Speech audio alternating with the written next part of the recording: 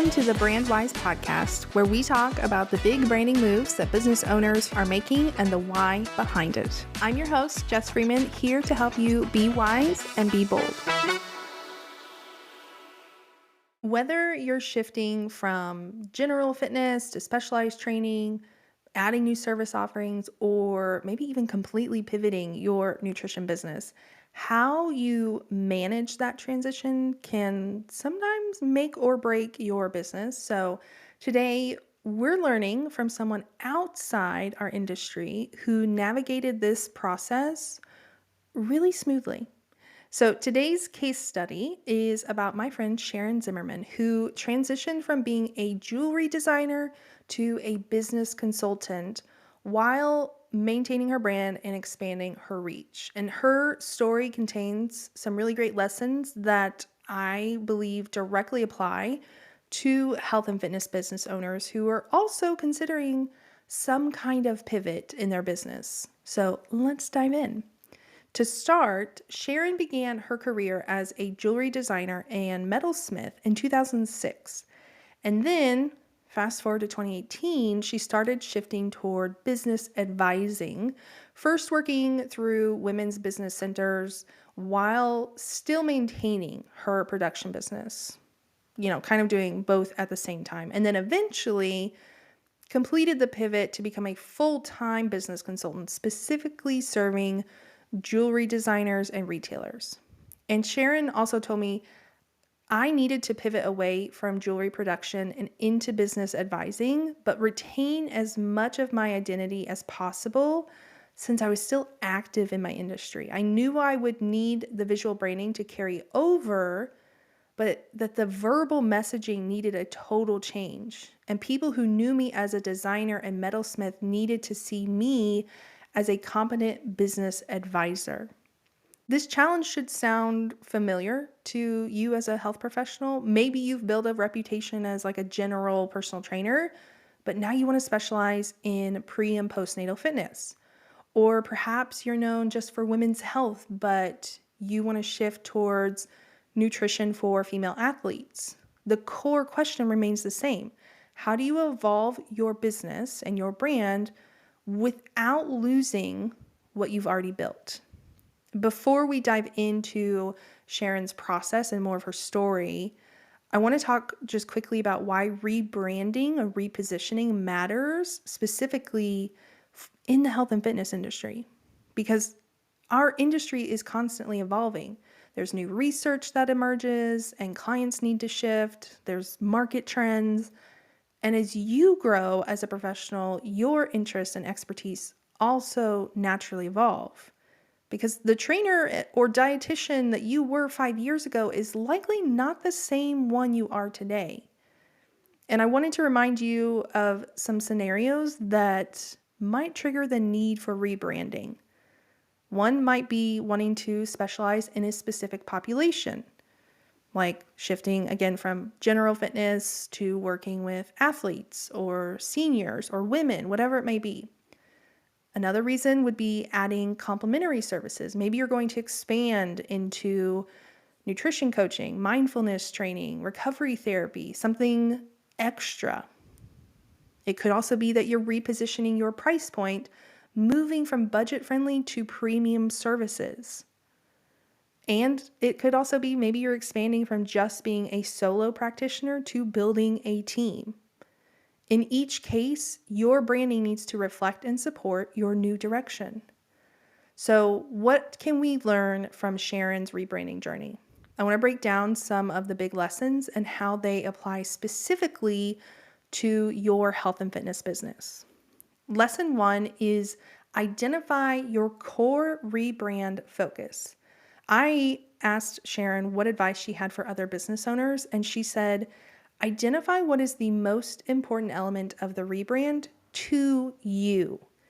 Do the visuals need to change to attract a higher end client? Does your brand need to change because it isn't defined enough? Does the entire focus of your business need to change?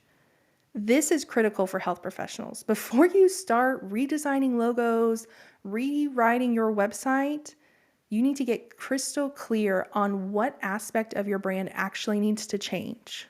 And if you're not sure, that's where hiring professionals comes in. For example, if you're a personal trainer shifting to offer more holistic wellness coaching, your visual identity might still work perfectly fine. Your colors, fonts, and overall aesthetic might still align with your new direction, but then obviously your messaging, your service descriptions, your content strategy would need pretty big updates. So I want you to conduct a brand audit. Just write out all the current elements of your brand. So your visuals, your messaging, your services, target audience, pricing, customer experience. Think of, all the different aspects. Rate each element on how well it aligns with the new direction. Some will be totally fine, some might be totally wrong, but this will help reveal where to focus your rebranding efforts. Lesson 2 is maintain continuity when possible. Sharon made a very strategic decision to keep her visual branding consistent while transforming her verbal messaging. She said, I kept the fonts and my branding tone the same. Most of the colors also carried over, though since I was more focused on web accessibility this time around, some of my colors changed or were reduced in use so that my site can be more accessible. So this approach gave her existing audience visual cues, that sense of familiarity, while introducing new services. And you as a health professional can do the same thing. If your clients associate your brand with a certain color, a particular training philosophy, or even just specific language, maybe you have like a phrase that you say in your brand all the time, consider maintaining those elements or even parts of those elements through your transition. This helps create a bridge between your old and new identities. You'll want to identify your brand's strongest recognition factors. And if you don't have any, that's also fine. You don't feel like you have to have something that is super strong. If you feel like maybe there's nothing, then this process might even be a little bit easier. Design your rebrand to preserve these elements if you do have them, while evolving other aspects of your business. I have actually had many clients over the year who are rebranding or repositioning, and they're like, okay, I want a new logo, but I want to keep some of my colors for that transition. I also have a few clients who kind of have like a sister business, and to make it feel cohesive, they want to maybe carry over some of those colors. They don't want it to be totally the same so that it's confusing, but they want it to feel like it belongs in the same family. Moving on, lesson 3 is embrace a gradual implementation. One of the most interesting aspects of Sharon's rebrand was the pace. As she described it, so slow and then so fast. I had already been working as a business advisor through women's business centers, so that reputation was built over at least 6 years and was never really included in the information on my website until I created a whole new website in just a few days. Now, this slow build, fast launch approach has a lot of advantages for you as a health professional because it can allow you to test your new direction, build credibility, and gather testimonials before making a public pivot. So for example, if you are a gym owner looking to add other types of coaching, you might start by offering it as a complimentary service to a few select clients, gather success stories, get feedback, and then kind of refine your approach before officially launching it as this new core offer. So think about how you can create a phased implementation plan for your rebrand with clear milestones or timelines. Start with a soft launch, get feedback, refine.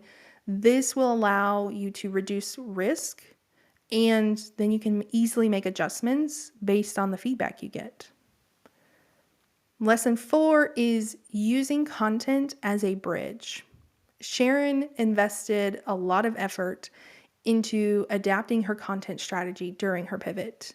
She said, the biggest revisions came to my blog where I already had a lot of content, but had to shift some of the language to target a whole different audience. Those rewrites took months.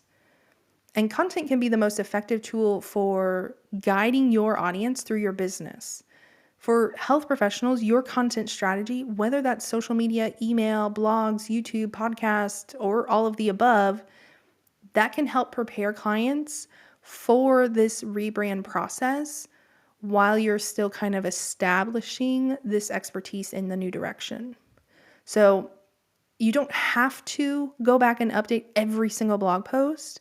As someone who, was kind of in the health and fitness niche for several years before fully being in it, I have lots and lots of content out there that is more generalized, and I have updated some of my old blog posts, but not all of them. So don't feel like you have to literally go touch every single blog post and make it fit your new niche or new direction.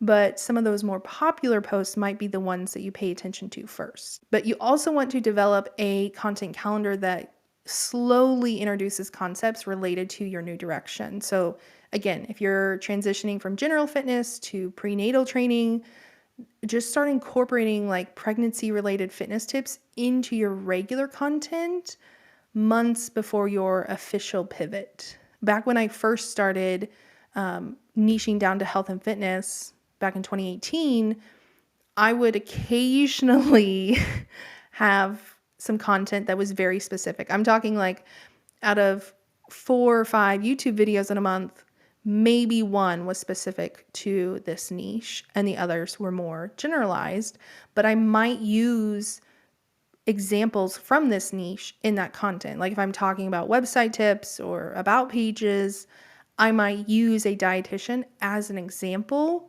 even if the title wasn't, your about page as a dietitian. And all that being said, we know that rebranding isn't without its challenges. As Sharon said, quote, "It is going to feel very exposed and very uncomfortable, but you should do it anyway." And this vulnerability is something many health professionals can relate to because obviously changing your business direction feels risky. What if clients leave? What if the new direction doesn't resonate? What if people question your expertise in this new area?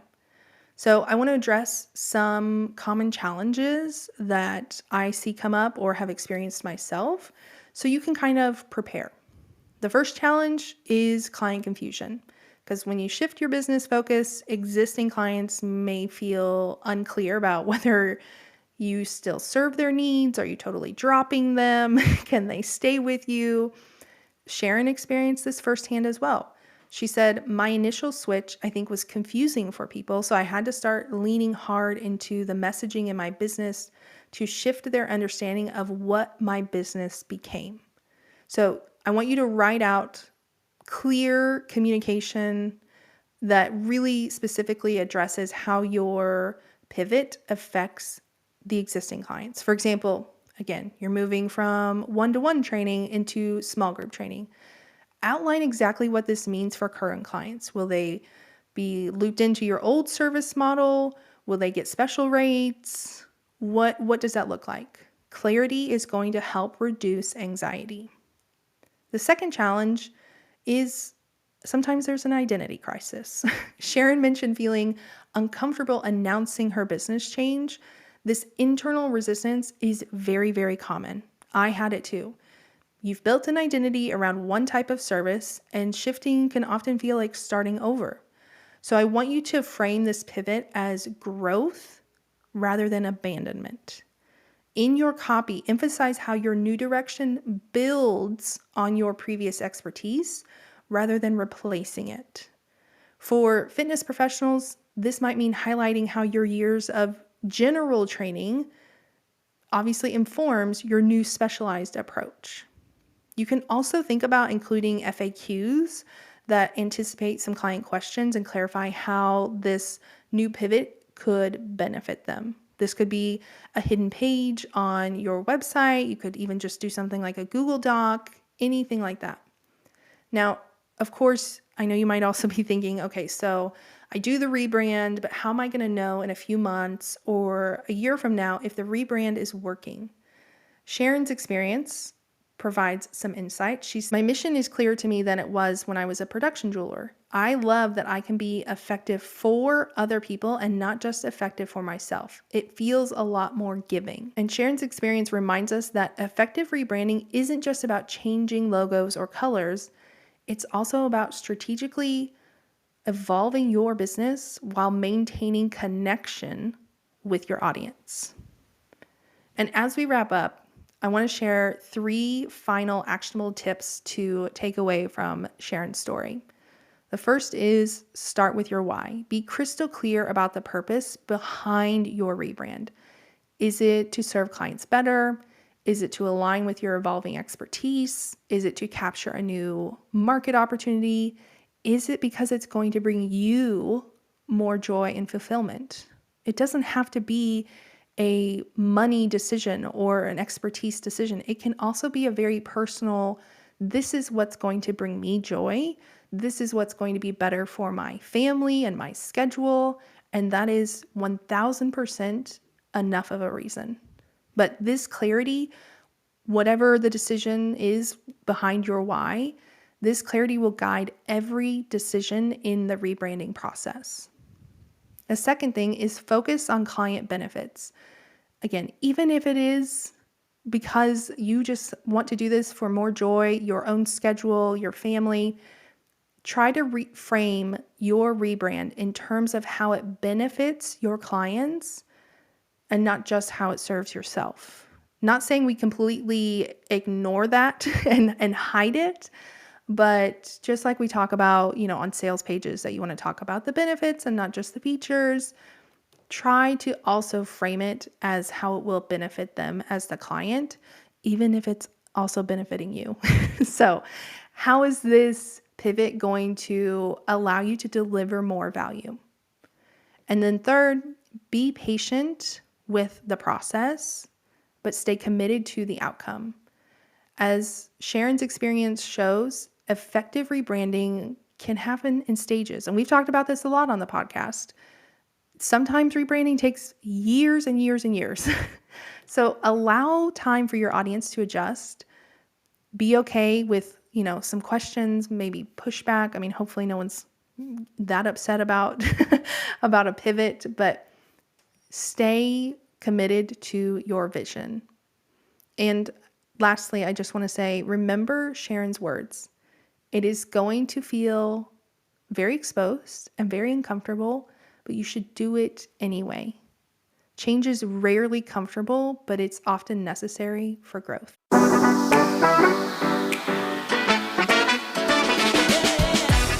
Are you a squiggle or a square? Go to justcreatives.com/quiz to find out where your brand ends up and find out what a square or squiggle even means. If you enjoyed today's show, be sure to leave a review or share it on Instagram and tune in next week for another episode.